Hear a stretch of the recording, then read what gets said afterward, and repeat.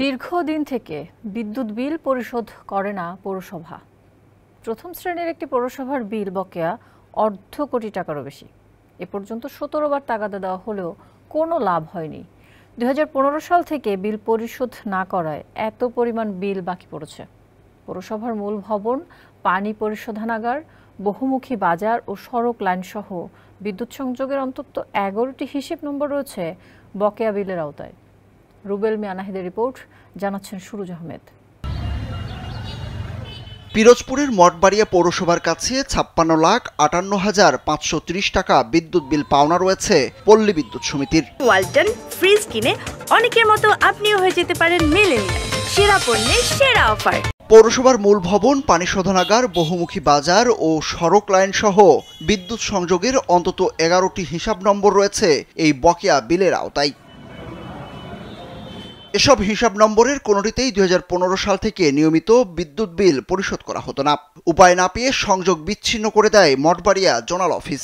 গত মঙ্গলবার সকাল 9টার দিকে সংযোগ বিচ্ছিন্ন করা হলে 2টি ময়লা ট্রাক সহ পৌরসভার 70 থেকে 80 জন কর্মী নিয়ে পল্লী বিদ্যুৎ অফিস ঘেরাও করা হয়। খারাপ আচরণ করা হয় পল্লী বিদ্যুতের কর্মকর্তাদের সঙ্গে। এরপর সমঝোতার মাধ্যমে প্রায় 3 লাখ টাকা পরিশোধ করায় ওই দিন 12টার দিকে আবারও সংযোগ দেওয়া হয়। পৌরসভার নির্বাহী কর্মকর্তা হারুনুর রশিদ জানান, রাজস্ব সংকটে পৌরসভার বিদ্যুৎ বিল বকেয়া পড়েছে। সমঝোতার মাধ্যমে এই দফায় প্রায় 3 লাখ টাকা জমা দেওয়া হয়েছে। তবে পল্লী বিদ্যুৎ সমিতির কাছে পৌর কর বাবদ 13 লাখ টাকা পাওনা রয়েছে বলে দাবি তার। দীর্ঘদিন বকেয়া বাবদ মোট 56 লক্ষ সামথিং টাকা পাওনা আছে। রাজস্ব আয় যদি বৃদ্ধি পায় তখন আমরা এটা এমনি পর্যায়ক্রমে দিতে থাকবো। যাকে দেখা যাচ্ছে বিগত এই 6 মাসে আমরা 30 লক্ষ টাকা বেশি দিয়েছি।